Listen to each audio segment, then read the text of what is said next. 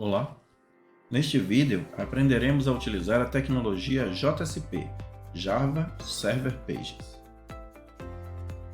A tecnologia JSP permite embutir em código HTML código Java. O código Java é embutido utilizando as tags especiais, percentagem. Essas tags são inseridas no corpo da página, no local onde desejamos que apareça um código resultante do processamento de um código em linguagem Java. Veja um exemplo. Aqui nós temos o corpo da página, o código HTML, e dentro dele nós temos a tag percentagem, e aqui supostamente um código em JSP, ou seja, um código em Java, e fecha-se a tag percentagem. O código dentro da tag percentagem não aparecerá da forma como está escrito na página, mas sim o resultado dele. Para isso é necessário que este código, de alguma forma, faça um println para o browser exibir a informação na página. Vejamos. Aqui nós temos um exemplo clássico Alô Mundo. Temos uma página HTML comum, como aquelas que vimos na aula anterior, sobre programação em HTML, com a tag title e o título da página.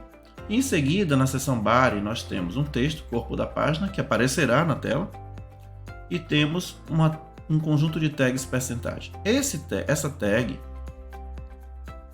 que é comum à linguagem ASP e algumas outras linguagens de programação, ela contém um código em Java. Esse código contém a expressão out.println alô mundo. Observe que não utilizamos system.out.println. Por quê? Porque não estamos escrevendo na tela do sistema. Nós estamos enviando para a saída a expressão alô mundo utilizando o comando println. Então, para escrever no browser, não utilizamos o objeto, na verdade a classe, system. Quando precisamos importar algum pacote do Java, nós incluímos a tag especial percentagem arroba, e nela colocamos page, language, a linguagem que vamos utilizar. Neste caso é sempre Java no JSP. Import igual o pacote, o caminho completo do pacote que desejamos importar.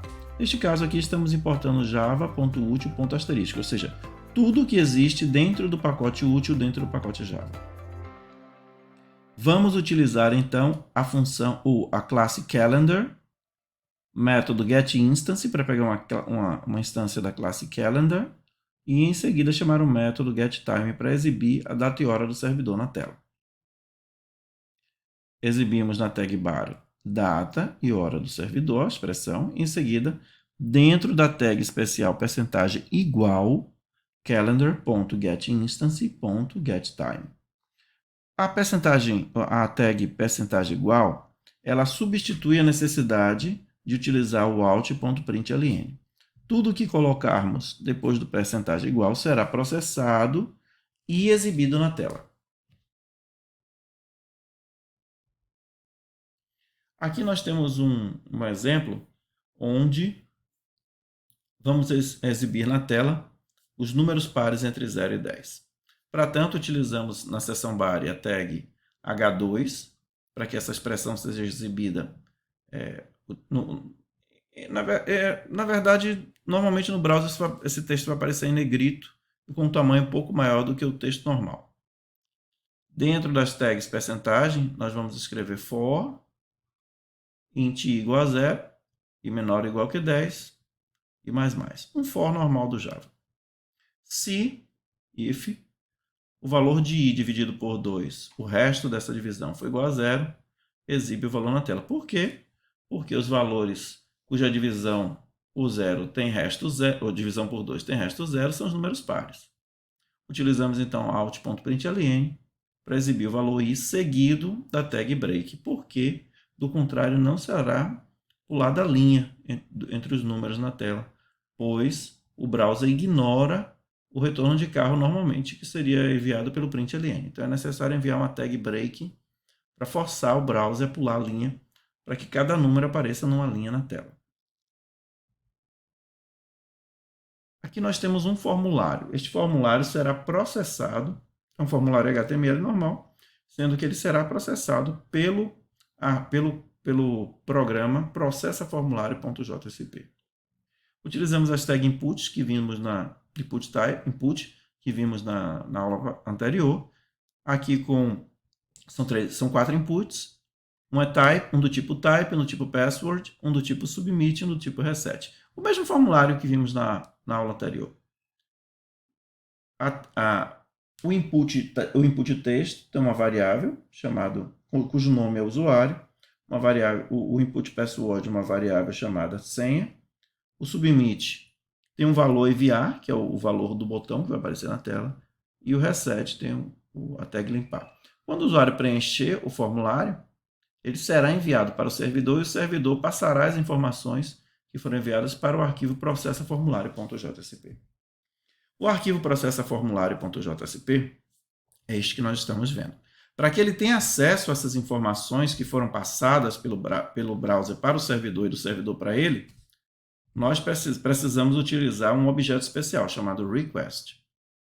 Este objeto request tem um método chamado getParameter, para o qual passamos o nome da variável que foi utilizada aqui no campo name, na propriedade name do input. Então, para recuperar o nome digitado pelo usuário, nós utilizamos getParameter usuário. Para recuperar a senha, nós utilizamos getParameter senha, pois foi definido que o campo password tem um name senha. E aqui verificamos se usuário.equals admin. O .equals admin é necessário porque no Java nós não podemos comparar uma string, o valor de uma variável string, com uma string diretamente. Nós utilizamos .equals e passamos o valor que queremos comparar com o conteúdo da string, da variável string. Se for igual a admin e a senha for igual a 1, 2, 3, 4, 5, 6, então vai ser exibido na tela do browser com o println, usuário autenticado. Caso contrário, será exibido login válido. Então, sempre que quisermos ler um campo de formulário, vamos utilizar o objeto request, método getParameter, passando para ele uma string que corresponde ao nome do parâmetro que se deseja ler. Aqui nós temos um formulário que vai fazer, onde o usuário vai fazer o preenchimento de dados que se deseja salvar no servidor em um banco de dados MySQL. Para isso, vamos utilizar um programa chamado salvaformulário.jsp. Temos aqui 4 inputs também. Um input text, cujo o atributo name é nome. Outro input text, cujo atributo name é e-mail. E 2 botões, submit e enviar, que eu expliquei na aula de HTML. Aqui, antes do input, será exibido o nome 2 pontos, e antes do e-mail será exibido, do campo e-mail, será exibido e-mail 2 pontos. Aqui nós temos o código do programa Salva Formulário JSP. Neste caso, nós precisamos importar um pacote especial que dá acesso às funcionalidades de banco de dados do Java. Este pacote é o pacote java.sql. Vamos importar todas as classes de dentro do pacote JavaSQL. Para que nós acessemos o banco de dados, precisamos registrar um driver. Esse driver é especificado através de uma string, que define o caminho completo para o pacote, ou melhor, para a classe dentro do pacote. Nós vamos usar o pacote MySQL dentro do pacote MM, dentro do pacote GJT, dentro do pacote org. Atribuímos essa string, que diz qual é o caminho completo para a classe que dá acesso ao driver do banco de dados MySQL. Atribuímos a string driver e criamos uma nova instância, do driver, utilizando o class .forNameDriver, que é o nome do driver que está sendo passado aqui, .newInstance. Com isso, nós teremos acesso à classe DriveManager.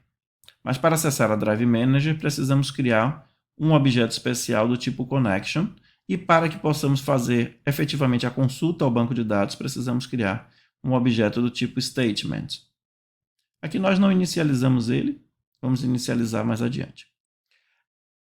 Ao acessar um banco de dados utilizando as classes de dentro do pacote SQL, nós precisamos fazer referência ao endereço do servidor.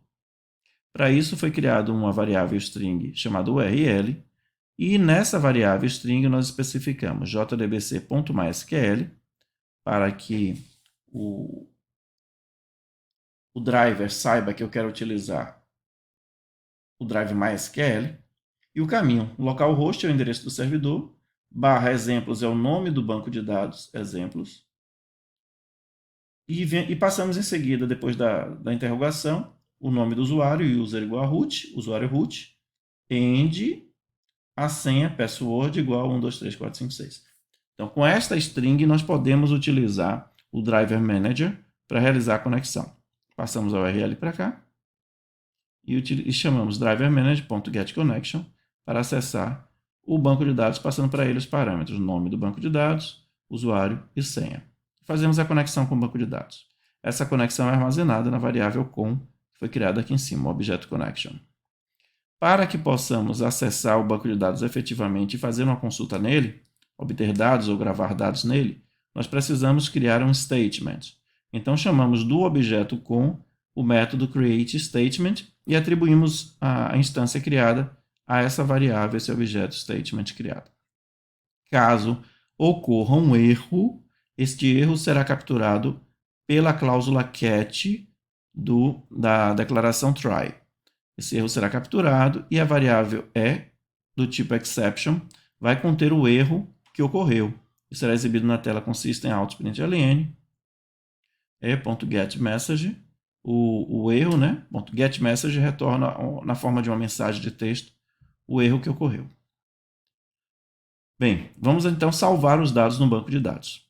Para isso, nós utilizamos o objeto request, método .getParameter, name, para obter o nome do usuário, o nome que foi cadastrado, que está sendo cadastrado, e atribuímos a variável string nome.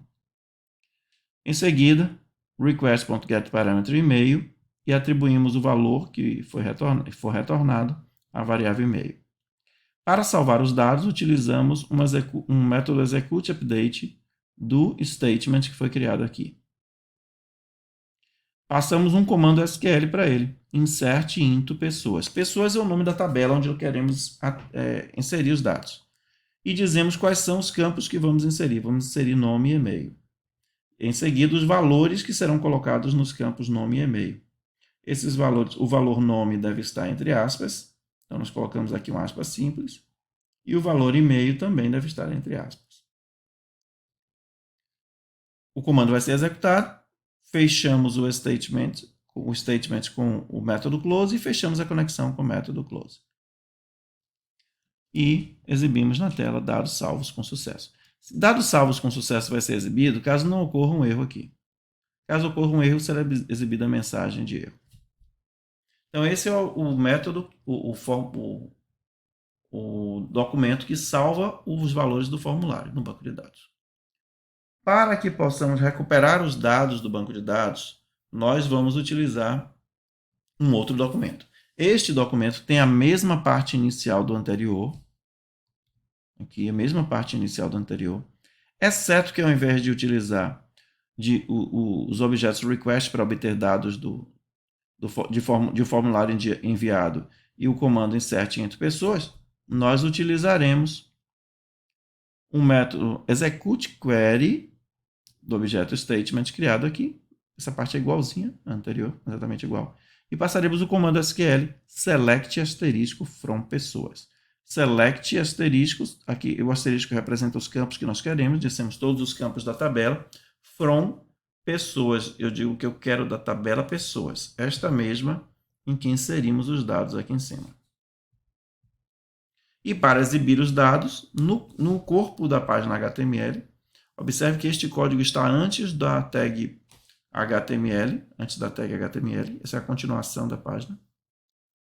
Nós vamos criar uma tabela, essa tabela está sendo criada com uma borda 1, cell spacing, o espaçamento 0, Cell padding é aqui o espaçamento entre as células, o espaçamento entre a célula e o conteúdo externo.